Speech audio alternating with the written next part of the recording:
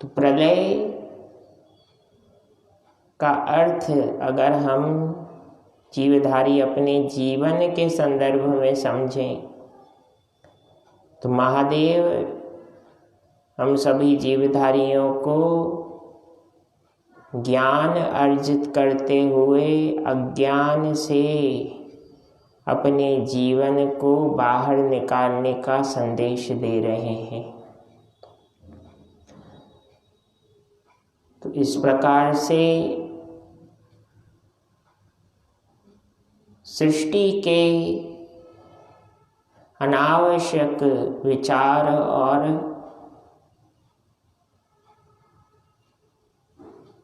भावों का संहार करने का दायित्व भगवान नीलकंठ भोलेनाथ को सौंपा गया।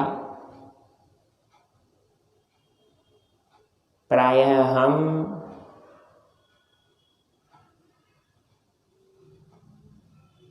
त्रिदेवों का स्मरण जब भी करते हैं तो तीनों का स्थान समान माना गया है, क्योंकि तीनों का जो अपना अपना कार्य क्षेत्र है, अगर उसमें से किसी एक कार्य क्षेत्र को हटा दें तो शेष दो कार्य क्षेत्र पूर्ण नहीं हो सकते। सृष्टि के सहज संचालन के लिए समय समय पर महादेव संहार का कार्य करते हैं ताकि ब्रह्मा जी सृष्टि को पुनः व्यवस्थित कर सकें। तो हम जीवधारियों के लिए आज की कथा का सारांश क्या है? हमें जीवन में जो भी प्राप्त हो या ना प्राप्त हो, जो भी कर्म हम करते हैं वह हमारी आकांक्षा के अनुसार हो या ना हो,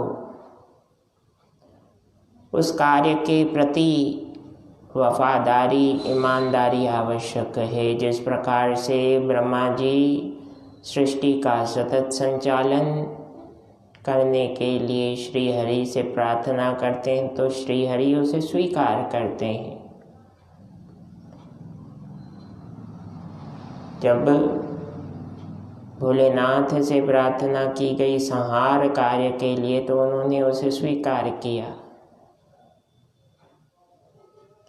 अपनी विवेकशीलता को सदैव जागृत रखिए, क्योंकि यह विवेकशीलता ही मानव को वास्तविक मनुष्यता का पाठ पढ़ाती है और जीने का अवसर देती है। विवेकशीलता क्या है? किसी भी कार्य को करते समय हमें यह समझ में आए यह कार्य उचित है या अनुचित। It will be beneficial for me or not. If I understand this, that means I am विवेकशील। कॉन्शियसनेस, जिसे मन की सतर्कता की स्थिति कहते हैं। मन तभी सतर्क होगा जब व्यक्ति चंचलता से बचेगा।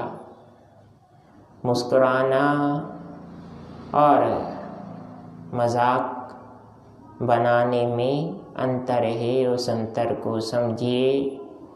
तो श्री राम की कृपा सहज रूप से हम जीवधारियों पर बनी रहेगी। जय सिया राम, जय जय हनुमान। सतत रूप से अपने जीवन को उन्नत और विकसित बनाने का प्रयास करते रहिए। प्रणाम।